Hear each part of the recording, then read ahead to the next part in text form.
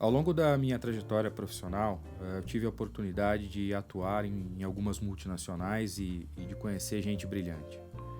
Gente com formação, com especialização nas melhores e maiores escolas de negócios do mundo. E ao assessorar pequenas e médias empresas, eu tenho me deparado com empresários, empreendedores, executivos com uma capacidade de inovação e de resiliência fantástica, né? E independente do porte dessas empresas, sejam elas pequenas, médias, grandes, todas elas têm o mesmo ponto em comum. Mais da metade das decisões tomadas no ambiente corporativo não dão certo. E conceber a ideia de que nós vamos continuar investindo em gente, desenvolvendo um ambiente de trabalho estimulante, na qual prevalece a estatística de que 50% das decisões dão certo e 50% das decisões não dão certo, não me parece fazer sentido. E veja, não se trata de desestimular o processo de tomada de decisão, né? Mas sim de acreditar que os resultados que são obtidos não são aleatórios e de não aceitar desperdiçar dinheiro. A primeira razão pela qual isso acontece tem relação direta com o tal do foco da cultura na solução do problema, né? Essa semana eu estive com um cliente que me contou um caso bastante interessante. Antes dele ter tido a oportunidade de empreender, de ser dono do próprio negócio, ele trabalhou em uma multinacional e que passou por uma série de desafios e de problemas, né? E o seu presidente acabou sendo substituído. O seu sucessor, como uma das primeiras ações de mandato, de gestão, instituiu uma reunião semanal cujo objetivo era reunir os principais diretores e gerentes todas as segundas-feiras para discutir os principais problemas e desafios da organização. A primeira semana foi marcada por uma explanação do diretor financeiro que comentava e tentava discutir um pouco dos desafios para se atingir o orçamento do ano vigente, né? Ao término do bate-papo, o presidente dessa instituição levantou e questionou o diretor financeiro sobre qual era a solução. Na segunda semana, foi a vez do diretor de operações, que comentava um pouco sobre a dificuldade na aquisição de matéria-prima, de aumento do preço dos commodities. E diferente da primeira semana, o presidente não esperou nem o término da explanação para questioná-lo novamente sobre qual era a solução para o problema. Na terceira semana foi a vez do diretor de recursos humanos, que comentava com todos os presentes um pouco do aumento do custo no processo de recrutamento ou de contratação dos colaboradores para atuar nessa companhia, e novamente foi interrompido pelo presidente sobre qual era a solução, né? Veja, a abordagem de criar pessoas independentes ou de gestores que tenham de fato condição de tomar decisões independentes não está equivocada, né? O grande problema está na abordagem. Os executivos, de forma geral, primeiro tentam encontrar uma solução e somente depois entender o problema ou a raiz, o sintoma a qual as organizações estão enfrentando. Tem um caso bastante interessante de um estudo conduzido na área médica no ano de 2016, na qual foram apresentadas 96 radiografias para 5 médicos que deveriam ou não apontar a existência de úlcera em um grupo de pacientes, né?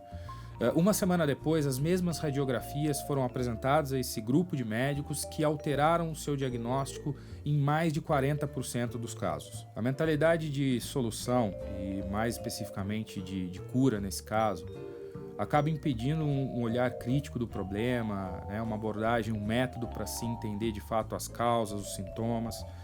E no mundo corporativo não é diferente, né? Os executivos primeiro definem uma solução, uma resposta, e depois passam semanas, meses, anos tentando enquadrar essa solução e justificar a viabilidade de tê-las implementado, né?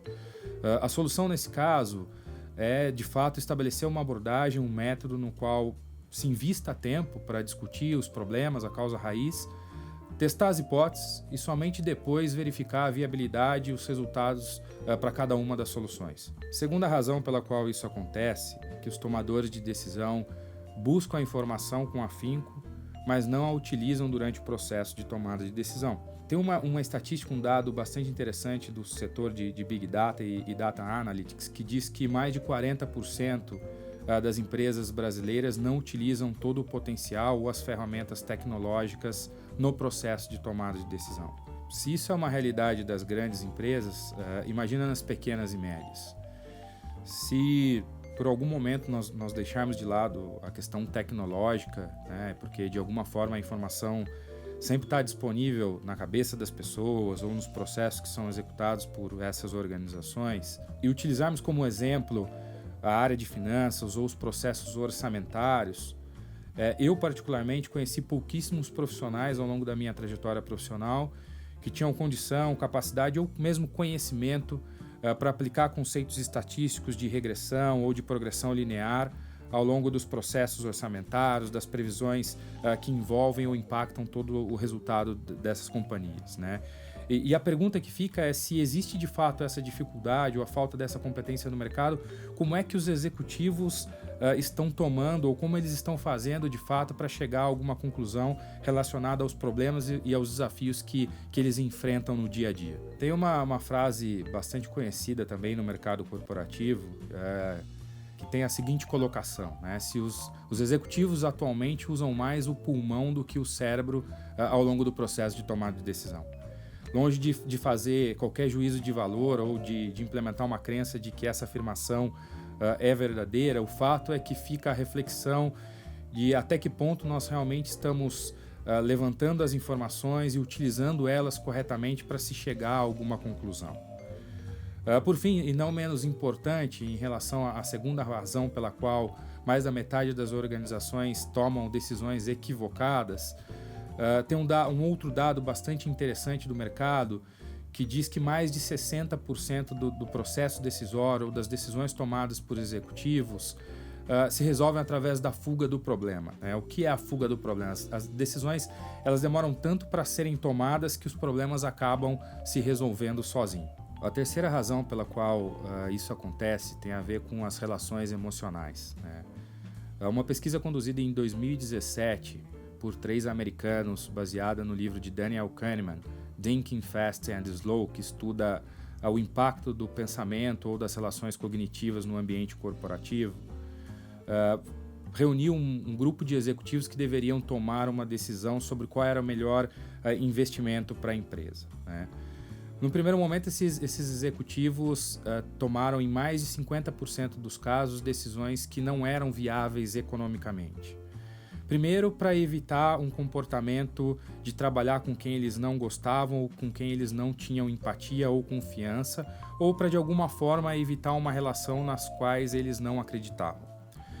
O segundo grupo, na qual tinha remuneração atrelada ao resultado das decisões, ou seja, quanto melhor a decisão, melhor o nível de remuneração desses executivos e desses profissionais, subiu o nível de acerto no processo de tomada de decisão e entregou 65% de decisões rentáveis para a companhia.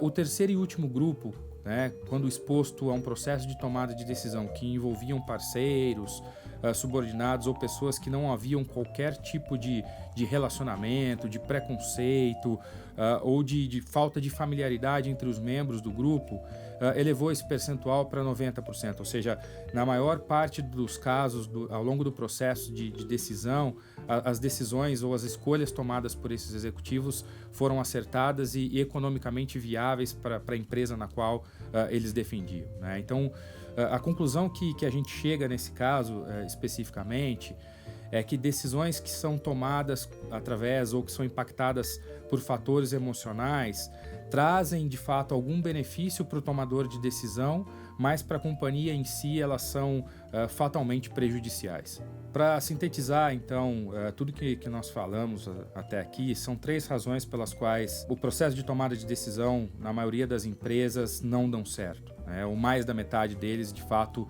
não atinge todo o potencial e o objetivo, o resultado esperado. O primeiro deles é o foco na solução, né? Então, aquela abordagem de não entender, não explorar o problema a fundo. Então, a falta de um processo metódico ou de um processo estruturado no qual você escute as partes e explore a fundo as causas raízes desse problema pode ajudar a solucionar essa primeira causa, né? A segunda razão tem a ver com a questão do levantamento das informações, né? O processo de tomada de decisão deve sim contar com uma abordagem ou com algum apoio do feeling individual de cada executivo, mas é importante que exista um processo de levantamento de dados e de transformação desses dados em informação relevante para o negócio, né?